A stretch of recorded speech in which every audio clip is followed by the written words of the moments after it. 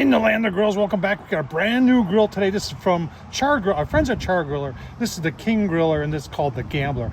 Portable charcoal grill, folks. This thing can do hot and fast, and it can do 2-zone, low and slow. I'm going to show you everything. I'm going to show you what I paid for it, show you the dimensions. It's got cast iron in it. Tell you what, thing's very affordable, and it's very portable. Let's get started. All right, so why the Kinggriller? Why did you go with the Gambler? Number one, portability. Number two, a lot of you have mentioned that you like it. The Chargriller side box that I use, but also I've said that it's a little bit too small. It's about a third bigger. It's got 320 square inches. It's still very portable, but it gives you a little bit more room while retaining the cast iron. There's a lot of cool things going on here, and I just, you know, I'll start with the price as I always do. And you can see we paid can you see that? We paid 137 bucks. Taking a quick walk around the grill, you see they did put a dome temp on here. Not really thrilled with the location. I wish it was a little bit lower, but it is better than nothing. They're talking about big enough for 16 burgers. It's got the cast iron grate, easy ash, clean out, folding construction. We're going to show you all of this. Dual dampers, and dual dampers is a big thing when it comes to low and slow.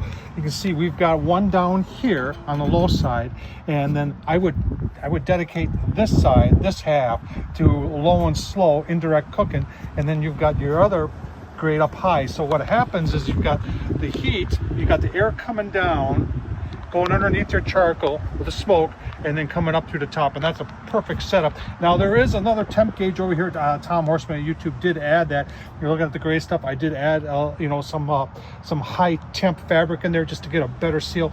Walking around, you got a nice metal shelf. You got some tool hooks. Now they do give you the cast iron grill grate remover, as most Chargriller products have.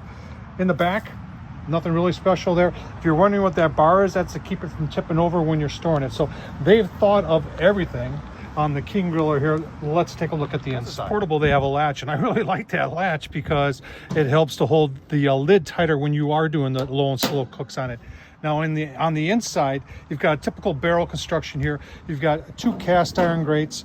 There's a clip in the back here, keeps them so that you can move this around, and we're going to show you with everything installed, including it has the same thing for the charcoal grate down there too. But up here you've got let's just call it 20 by 16. That's your cooking surface right there. So you can imagine you can use this whole half over here for low and slow, charcoal over there, drip pan over here, low and slow over here, or if you're just doing burgers and dogs, this whole area right here is going to be perfect for grilling.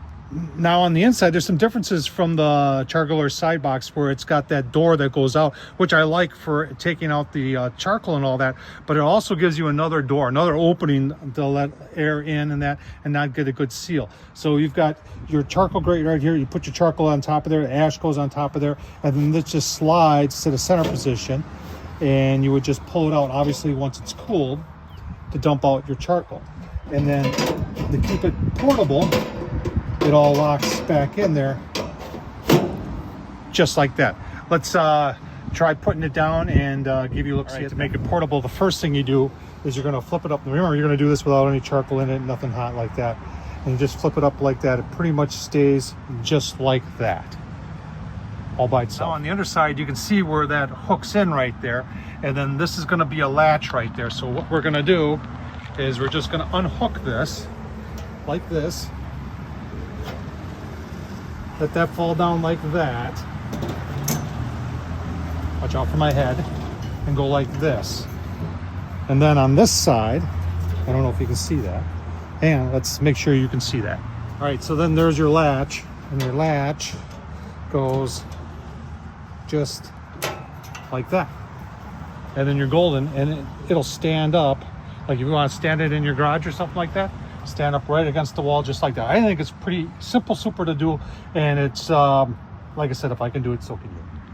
If you're wondering what those 2 holes are, so they do give you this little drip thing. You just take an old can and put that in there, and you've got your grease. And to stand it up, you just repeat the process. It's super simple to do. Got the grease catch on there, and what I liked is that those grill grates were in there. Those cast iron grill grates were in there, and yeah, look at that. And it's just because they've got this right here that holds it in place, and then they've got the lid right here, if you see this right here. So when you got to remember to do this, put the latch down, that locks the grill grates in place. Great design. All right, if you haven't found these yet, I'll tell you what, I really, really like them. They work very good. I've used them in my Gravity series from Masterbuilt, and they even got their own lighter right here. And you just give it a strike like that. And we're gonna put that in.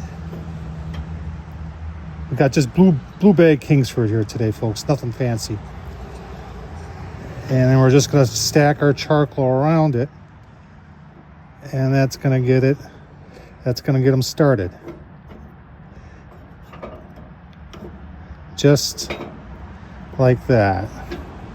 We'll give you a look-see in a couple minutes. All right, that's just 5 minutes with those starters. Like I said, I like them a lot. Ready to start the burn in. We're gonna do it as if we're doing indirect cooking. I did spray some cooking oil on the inside there and on the grates. We're just gonna shut things down, leave that vent open, that one, and the bottom one, and just let her do her thing. Take a look at some temps during it with our thermal. And let's get about 20 minutes into it. That's why I don't like the lid gauge. It doesn't really tell you what it is at temperatures at grill grate level, but this one over here, a little bit closer, and it's showing just shy of 200. And you can see how, remember I was telling you how on this side, the air comes in and goes underneath the charcoal, and then it brings the smoke up to go over your meat. Well, there's an example of it right there, working perfect. All right, folks, about 40 minutes into it. This is why I don't like to look at that. Yeah, it's really in a bad spot. If it was lower, like on the other side, if they would take the logo, move it up and put it down there, then I'd have more faith in it. But it's reading 450. On the side next, closer to the grill grates, 250 is very accurate. Now remember, I'm doing this like it was low and slow. So I still got smoke coming out of there. Our charcoal, as you saw, is on this side over there. Let's just see, for the heck of it, with our thermal thing, get some temps on the inside. I should have changed those grill grates around.